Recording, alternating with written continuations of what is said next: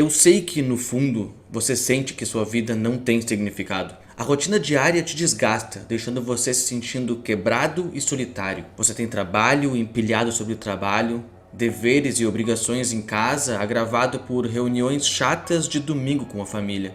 Simplesmente não há tempo para você experimentar a verdadeira alegria em sua vida. Você se sente impotente e incapaz de encontrar paz interior por conta própria. A pressão se transforma em ansiedade e, às vezes, você deseja ter orientação ou um amigo confiável para lhe dizer o que fazer.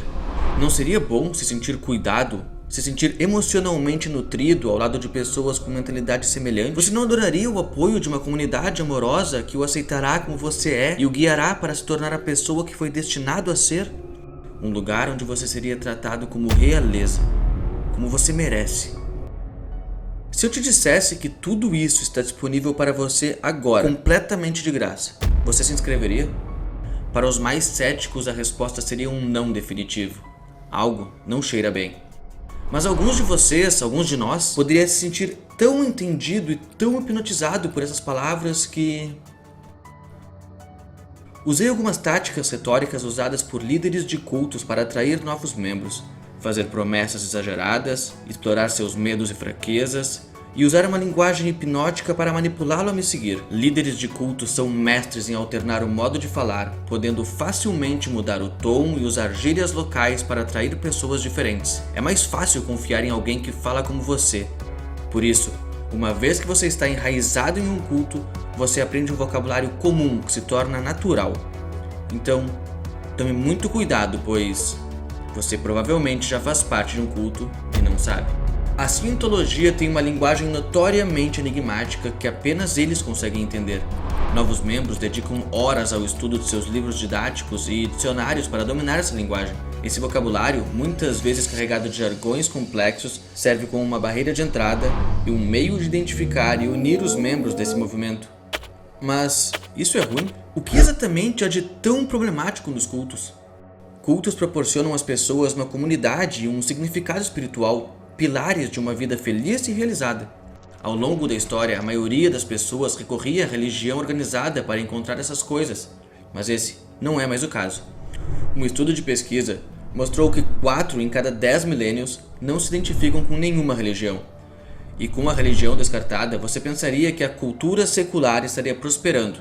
E do ponto de vista dos negócios, está. TikTok, Twitter e Instagram usam algoritmos para criar um feed exclusivo para você, mantendo você em suas plataformas por mais tempo. Você é influenciado por cada vídeo que assiste e cada anúncio direcionado que clica. A cultura digital é um motor econômico precisamente porque é meticulosamente personalizada para cada indivíduo numa correspondência de 1 para 1.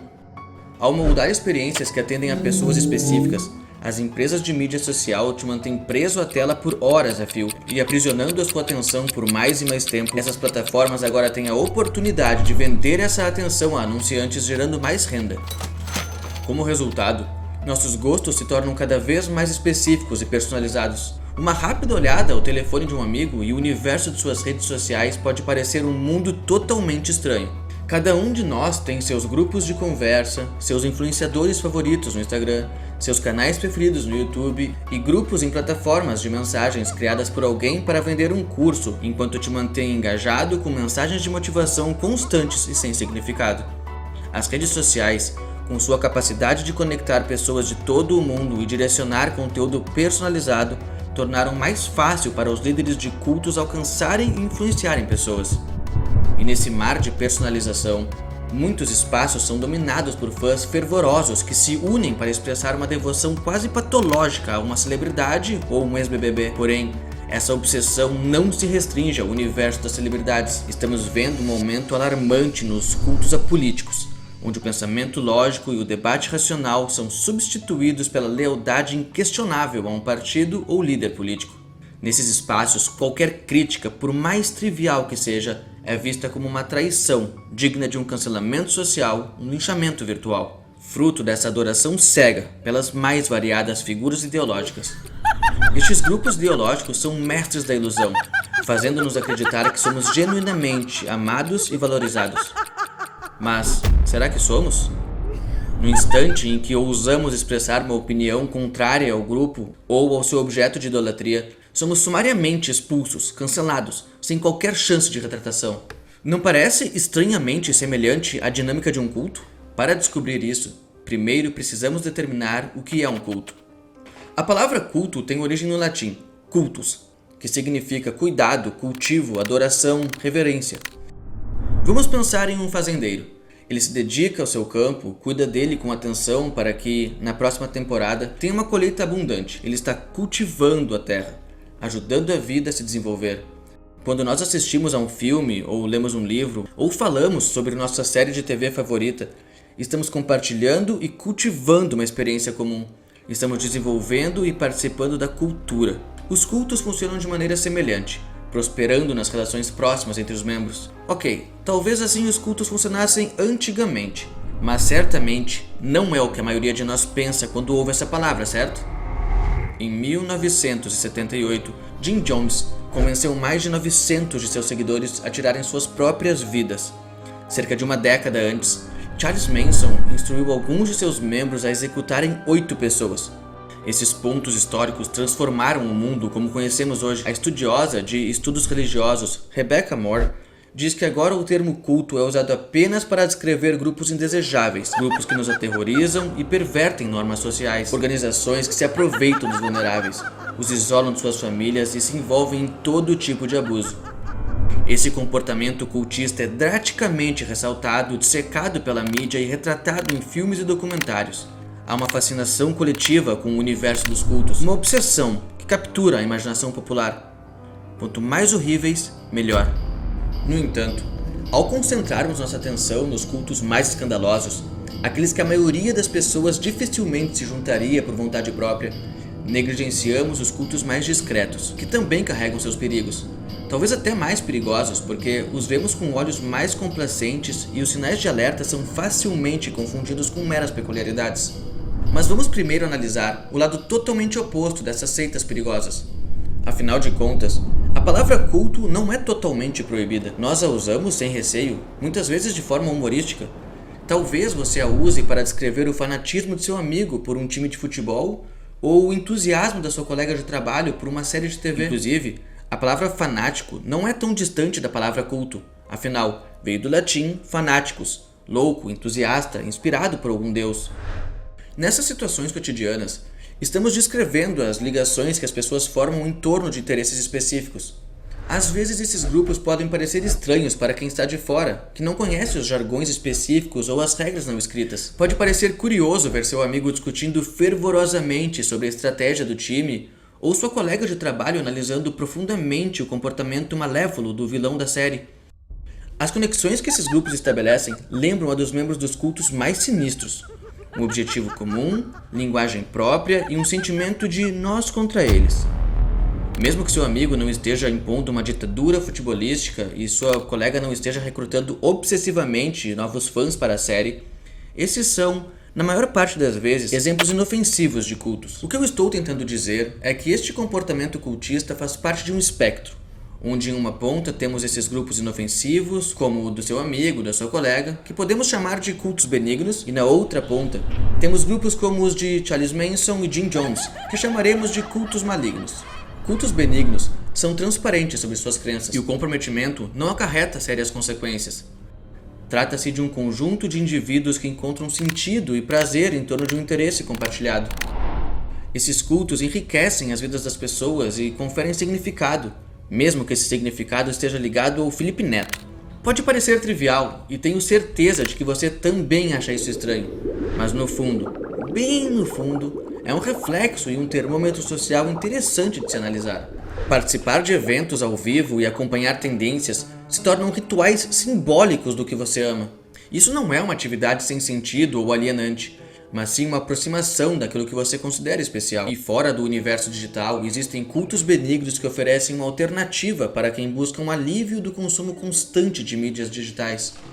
Atividades físicas como crossfit e yoga, por exemplo, atraem seguidores fervorosos. No entanto, qualquer atividade, por mais mundana que possa parecer, como jogos de tabuleiro ou ideologias como o veganismo, podem unir pessoas de maneira surpreendentemente intensa. Se um grupo nutre uma paixão ardente por um interesse compartilhado, pode sim surgir um tipo de culto.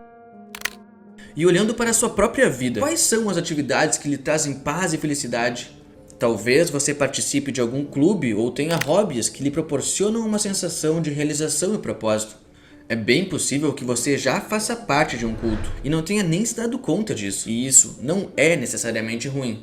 No entanto, a situação pode se complicar quando o equilíbrio se desloca e um culto ético começa a perder sua ética. E é aqui que entram os cultos malignos. Eles o seduzem com falsas promessas e manipulação a ponto de você perder a autoconsciência e a sua habilidade de discernimento.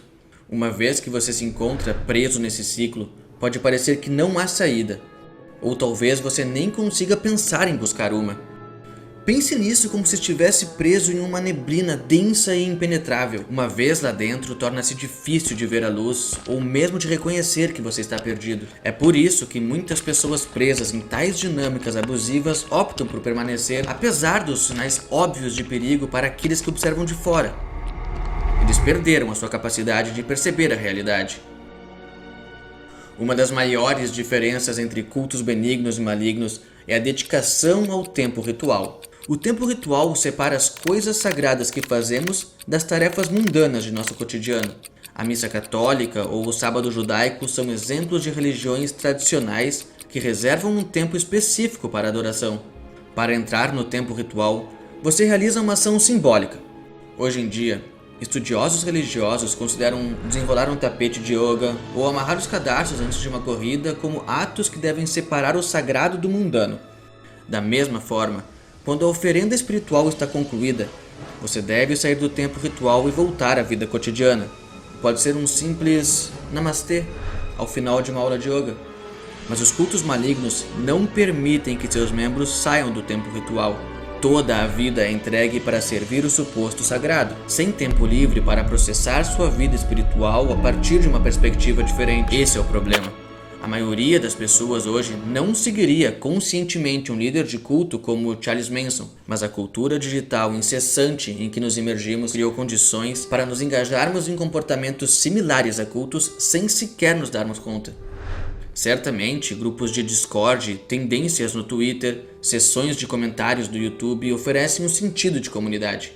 Contudo, você já parou para observar como o nosso tempo é ritualizado nesses espaços? Navegamos pelas redes durante a primeira ida ao banheiro do dia, ao tomar o café da manhã e até quando esperamos na fila do banco. A natureza ininterrupta das redes sociais, que funcionam 24 horas por dia, faz com que seja difícil escapar desse tempo ritual temendo perder algo. Ela embaralha as fronteiras entre o sagrado e o ordinário. Nesse contexto, passamos incontáveis horas defendendo ou criticando personalidades na internet, sejam elas políticos polêmicos ou influenciadores como John Vlogs e Felipe Neto em comentários do YouTube, publicações no Twitter ou até mesmo em mesas de jantar. Essa intensa dedicação a essas figuras, independentemente do valor que elas possam ou não agregar, reflete os cultos obsessivos e doentios que se formam ao redor delas. Sem perceber, dedicamos grande parte de nosso tempo a esses rituais, seja denunciando aquele político desonesto em comentários no YouTube ou satirizando os fãs daquele youtuber inescrupuloso no Twitter. No entanto, raramente paramos para pensar no tempo e energia que despendemos nesses debates. A triste verdade é que quando o sagrado começa a se misturar com o mundano e não há distinção entre o que é nós e o que é você pode estar em um culto. E por mais inofensivo que pareça, pode não ser um culto benigno. Mas caso você tenha percebido isso agora, não se sinta mal. Eu sei que você se sente impotente e incapaz de encontrar paz interior por conta própria. Não adoraria o apoio de uma comunidade amorosa que aceitasse você pelo que é e o guiasse para se tornar a pessoa que você é destinado a ser? Aqui no Lua Nova, você encontra um lugar onde você será tratado como realeza, como você merece.